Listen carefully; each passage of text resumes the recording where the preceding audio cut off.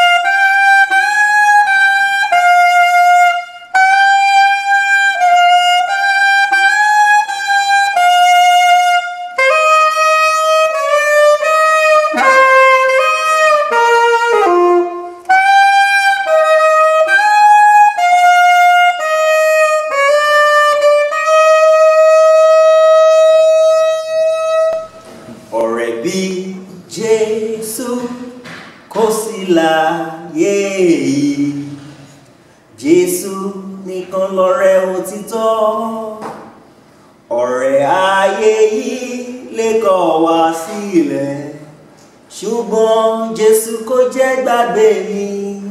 Ẹ kú ojúmọ́, ẹ kú ojúmọ́, ẹ ti kú ojúmọ́ ọ̀tun sórí ètò ìrì òwúrọ̀ lákọ̀tún lọ́jọ́ òní lórí ìkànnì OITV ọmọ ìlérí TV channel. Lónìí tí ń ṣe ọjọ́ ìsinmi, ọjọ́ mẹ́fà ni Ọlọ́run fi ṣiṣẹ́, ó sì bù sí ọjọ́ keje ó sì yà sí mímọ́ ní àyájọ́ ọjọ́ tí òní.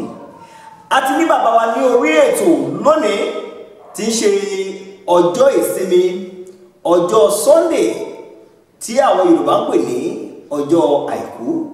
Bàbá wa ti wà lórí ètò, àwọn náà ní ikọ̀ àti ìdíjọ́ Ọlọ́run tẹ́ ti mọ̀, tí Ọlọ́run pé ó lẹ́ni tó ń pè lòun yàn, ẹni tó ń yàn lòun ṣe lógo. Bàbá wa náà ní ẹni ọ̀rọ̀ tó tọ́, the Archbishop Lagos Province Julius Olúdọ̀tun Ògúnṣẹ̀yẹ JP tí gbogbo ènìyàn mọ̀ sí bàbá ó tó gẹ́, bàbá ìrì òwúrọ̀. Bàbá wa ẹ kú ojúmọ́ òní o. Àdúpẹ́ lọ́wọ́ Ọlọ́run. Jésù á fẹ́ pàdé lọ́jọ́ rẹ̀ mímọ́ yìí, àṣeyẹ tẹ̀rẹ̀ ká lọ́jọ́ rẹ̀ mímọ́ yìí. Àdúpẹ́ lọ́wọ́ Ọlọ́run. Ṣé bàbá tó jẹ́ ká tún rí ọjọ́ òní láyé àtàlàáfíà. ṣé Jésù Òní ni ọjọ́ ìsinmi kejì nínú oṣù keje ọdún yìí. A máa dúpẹ́ lọ́wọ́ Ọlọ́run. Mo bá gbogbo ìjíṣẹ́ Ọlọ́run pátápátá, gbogbo ẹ̀yin bàbá, gbogbo ẹ̀yin ọmọ Ọlọ́run pátápátá, tọjọ́ òní ṣojú wa láyé àtàlàáfíà ní agbára Jésù Kristi. A ti bẹ̀rẹ̀ ọ̀sẹ̀ titun, ayọ̀ láti lọ̀sẹ̀ ìjà. àmì Jésù. bá ti lọ sílé ìjọsìn lónìí lágbára Jésù, gbogbo ẹ̀yin olùgbọ́ mi, gbogbo ẹ̀yin ọmọ Ọlọ́run, all the people all over the world, I pray today will be our day in the mighty name of Jesus. Amen. And anywhere we go this week, God will lead us. Amen. He will direct us. Amen. He will not forsake us. Amen. In the mighty name of Jesus. Amen. Bẹ́ẹ̀ tí máa lọ sílé ìjọsìn yín, ìyanu Ọlọ́run yóò ṣẹlẹ̀. Àmín Jésù. Jésù Olúwa wa. Àmín. Àmín. Àmín lórúkọ Jésù. Fire. Lóòrọ̀ yìí, ohun tí mo fẹ́ kí ẹ̀yin ọmọ Ọlọ́run kájíjọ gbéyẹ̀wò ni Jésù ní agbára láti wò ọ́ sàn. Jesus has power to heal you. Jésù ní agbára láti wò ọ́ sàn. Ẹ ká lọ sínú ọ̀rọ̀ Ọlọ́run nínú Deuteronomy orí ìkeje ẹsẹ̀ ìkẹẹ̀ẹ́dógún. Deuteronomy chapter 7 verse 15. Olúwa yóò sì gbá àrùn gbogbo kúrò lọ́dọ̀ Ṣé rẹ. o gbọ́ mi báyìí? Ìlérí Ọlọ́run ni o, àṣẹ Ọlọ́run ni o. Wọ́n ní Ọlọ́run Olódùmarè yóò gbá gbogbo àrùn, gbogbo àìsàn tó wà lágọ̀ọ́ ara rẹ bí o ti wò mí. Olúwa yóò gbá dànù lóòrọ̀ yìí. Yes. Kì yóò sì fi ọ̀kan nínú àrùn búburú Gbogbo yíyí. àìsàn tó o mọ̀ yálà ti Nàìjíríà o, yálà ti gbogbo àgbáyé o, tó ń bá gbogbo orílẹ̀-èdè àgbáyé, tó ń bá orílẹ̀-èdè Nàìjíríà, tó ń bá jagun, mo gbàdúrà lónìí, Olúwa ò ní fi kọ̀kọ̀ sí ọ lára. Mo ní Olúwa ò ní fi kọ̀kọ̀ sí ọ lára. Àmín Jésù. Mo ní Olúwa ò ní fi kọ̀kọ̀ sí ọ lára. Àmín Jésù. Ṣùgbọ́n òun ò fi wọ́n lé ara gbogbo àwọn tí ó kórìíra rẹ̀. Gbogbo ẹnikẹ́ni kó kórìíra rẹ. Ṣé o ń bá mi báyìí? Arákùnrin àti arábìnrin, bó o ti ń lọ sílé ìjọsìn lónìí, má kórìíra ẹnikẹ́ni o. Kó má wàá lọ jẹ́ wípé o máa rẹ́ ibi yẹn, o tún máa rẹ́ lórí èèyàn. Nítorí níwọ̀n ìgbà tí o ò bá fẹ́ràn ọmọlàkejì ẹ, nígbà tó bá ṣe inúnibíni sí ọmọlàkejì rẹ, tẹ́ ẹ tún jíjọ pàdé ńlẹ̀ Ọlọ́run láti wá àlàáfíà, kó má jẹ́ pé ẹ máa rẹ́ ibi lé ara yín lórí. Nítorí náà bó o ti ń pinnu láti lọ sílé Ọlọ́run lóòrọ̀ yìí, jẹ́ onínú kan. Tó gbọ́ mi, jẹ́ onínú kan. Ẹ ní inú kan sí ara yín, ẹ lo ìfẹ́ sí ara yín. Ẹ jẹ́ kẹ́mi mọ́ Ọlọ́run kó máa bá yín gbé.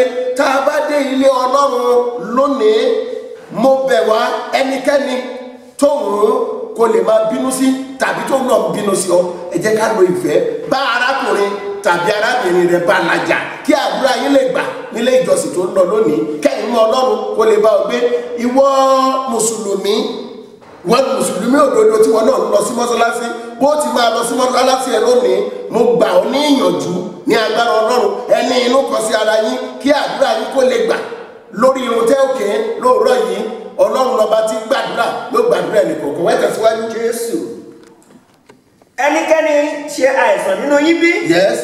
Kí ó pe àwọn àgbà ìjọ. Kí ó pe àwọn àgbà ìjọ, yẹn ni Jákọ́bù orí kẹẹ̀ẹ́dógún ẹsẹ̀ ìkẹrìnlá.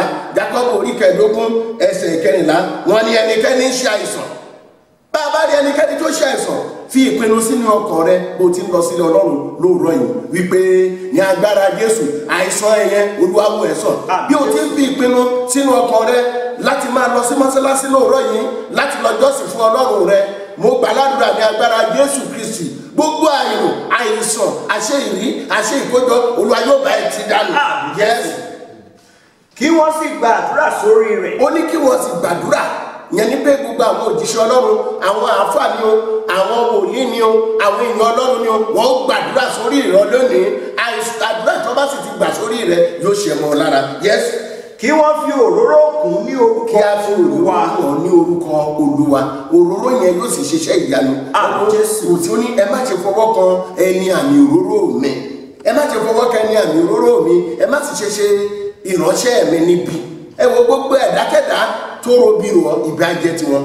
Gbogbo ẹnikẹ́ni tó bá gbèrò ibi sí ọ, ibi ajẹ́ tiwọn. Ṣùgbọ́n ìwọ náà nínú kan sí ọmọlàkejì, má robi, jẹ́kẹ́ mímọ́ Ọlọ́run kó gbé ọwọ́. Nítorí pé ìjọba Ọlọ́run òní gbogbo wa lé, bó ti máa lọ sílé Ọlọ́run lónìí, fi pinnu sínú ọkàn rẹ pé tí Jésù bá tiẹ̀ dé lónìí, ń bọ̀ láwù bá wọn. Ọ̀pọ̀lọpọ̀ yín ẹ tún lọ sílé ìjọsìn, lẹ́yìn tẹ́ bá jáde nílé ìjọsìn ẹ lọ mu ọtí, olòmíì ìrìnkúrìn, agbèrè, olòmíì gbogbo ìṣekúṣe, gbogbo nǹkan tí ò tẹ́ yẹ ká dárúkọ gẹ́gẹ́ bí ọmọ Ọlọ́run òun lá máa dárúkọ lẹ́nu ní láàrin yín. ẹ mú kúrò. Ẹ jẹ́ kẹ́mi mọ́ Ọlọ́run kó wọnú ayé yín lọ. Ẹ jẹ́ kí Jésù Kristi kó bá yín gbé. Ẹ jẹ́ kó ẹ jí ìjì ayọ̀, ẹ jí ìjì òdodo lóòrọ̀ yìí bó ti ń lọ sílé Ọlọ́run. Olúwa Ọlọ́run Olódùmarè yóò máa bá ọ lọ. Ó ní yóò máa bá ọ lọ. Ẹ́túdù orí ìkẹtàlélógún ẹsẹ̀ ìkẹrìndínlọ́gbọ̀n. Obìnrin kan kì yóò sẹ́nu. Tó gbọ́ báyìí o, ìwọ tó jẹ́ wípé bó o ṣe wà yìí òun retí ọmọ lágbára Jésù. Olúwa ṣe ẹ nínú. Olúwa ṣe ọ nínú. Olúwa ṣe ọ nínú. Olúwa ṣe ọ nínú. Olúwa ṣe ọ nínú. Olúwa ṣe ọ nínú. Lára Jésù ọ̀nà là fún ọ báyìí. Wàá rọ́mọ gbẹ́jọ́. Wàá rọ́mọ gbẹ́jọ́. Ọkàn rẹ̀ abalẹ̀ yẹn. Bẹ́ẹ̀ ni kì yóò sì yàgàn ní ilẹ̀ rẹ. Ó ní bẹ́ẹ̀ ni kì yóò sí àgàn ní ilẹ̀ rẹ lágbára Jésù Kristi. Ọlọ́run ìyanu yóò ṣe ìyanu nínú ayé rẹ. Jẹ́ kí a gbàdúrà. Bàbá wa àti Ọlọ́run wa dúpẹ́ lọ́wọ́ yín fún oore ọ̀fẹ́ tí ẹ fi fún wa lóòrọ̀ yìí. Pàápàá jùlọ tí ẹ jẹ́ ká rí ọjọ́ òní láyé àtàláfíà. Gbogbo aládùúrà ní agbára Jésù Kristi. Orílẹ̀-èdè Nàìjíríà gbàláfíà. Jésù. Orílẹ̀-èdè Nàìjíríà gbàláfíà. Jésù. Orílẹ̀-èdè Nàìjíríà gbàláfíà. Jésù. Ìpínlẹ̀ kọ̀ọ̀kan ẹ gbàláfíà. Jésù. Ìpínlẹ̀ kọ̀ọ̀kan ẹ gbàláfíà. Jésù.